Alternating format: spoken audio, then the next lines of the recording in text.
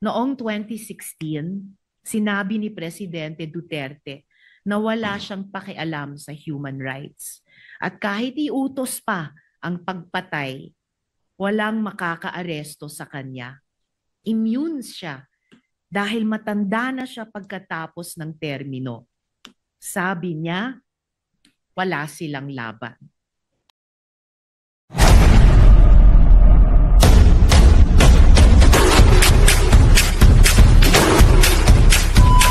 Mr. President, ginagalang kong mga kasama, with due respect sa mga may akda at taga-suporta ng resolusyong ito, nakatayo po ako dito para ipaliwanag yung aking boto ng no. Una po, sang-ayon ako na ang humanitarian considerations ay esensyal na bahagi ng hustisya. At tamang dapat makonsern tayo sa general welfare at dignidad ng lahat ng mga Pilipinong nasa ibang bansa, ng lahat ng ating mga nakatatanda, at ng lahat ng mga persons deprived of liberty. Pero Mr. President, hindi tayo nagdi-deal sa sufficient facts. Wala pong indikasyon na ang ICC ay nagpapabaya sa pagbantay sa kalusugan at kagalingan ng mga taong nasa kustodiya nila.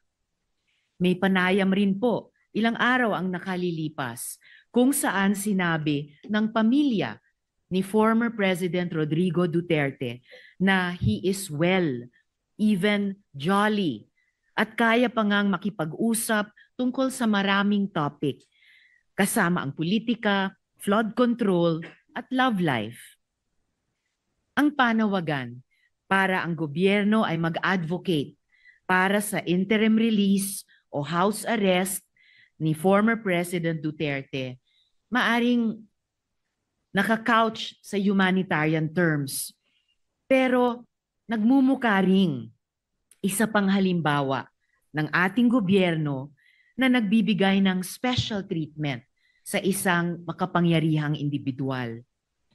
Tila ba'y isa na naman itong patunay na ang batas ay marahas sa karaniwang Pilipino, pero malambot sa iilang may kapangyarihan. Kapag ordinaryong lolo ang inakusahan ng nagnakaw, pwedeng kulong agad at di makapagpiyansa. Pero dito, gobyerno mismo ang lumalaban para bigyan ng house arrest ang isang taong akusado ng mga napakamabigat na krimen. Totoo po na ang International Criminal Court mismo ay nakapag-grant ng interim release sa iilang exceptional circumstances. Pero pantay na importante, ang ICC ay nag-deny ng mga ganitong request kapag ang interes ng hustisya at accountability ay hinihingi ito. Alalahanin po natin na ang mga international courts ay nakapag-deal na sa maraming aging prisoners. Ratko Mladic and Radovan Karadzic, both convicted for genocide and crimes against humanity, continued to serve their sentences well into old age. And in fact, just this year, Mr. Mladic asked to be released on humanitarian grounds, claiming that he only had a few months to live. The court still denied him, ruling that his medical condition did not meet the threshold of an acute terminal illness that would justify release.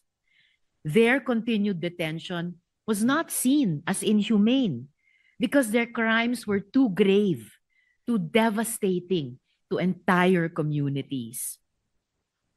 Totoo naman, si dating Presidente Duterte ay hindi convicted.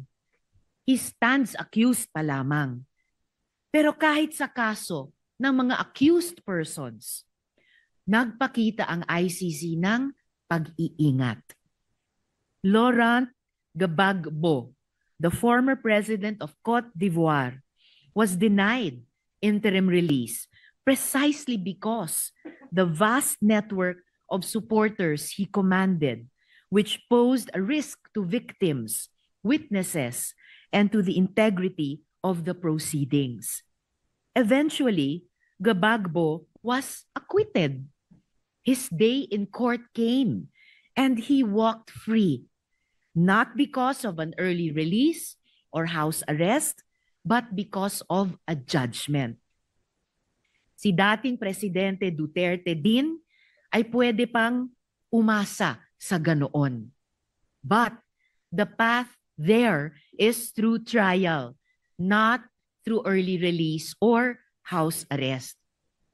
Kung tunay ngang may sakit ang dating Pangulo, hindi ba't ang solusyon ay dalhin sila sa ospital sa The Hague, Netherlands, habang binibigyan ng angkop na tulong at suporta mula sa Philippine Embassy doon?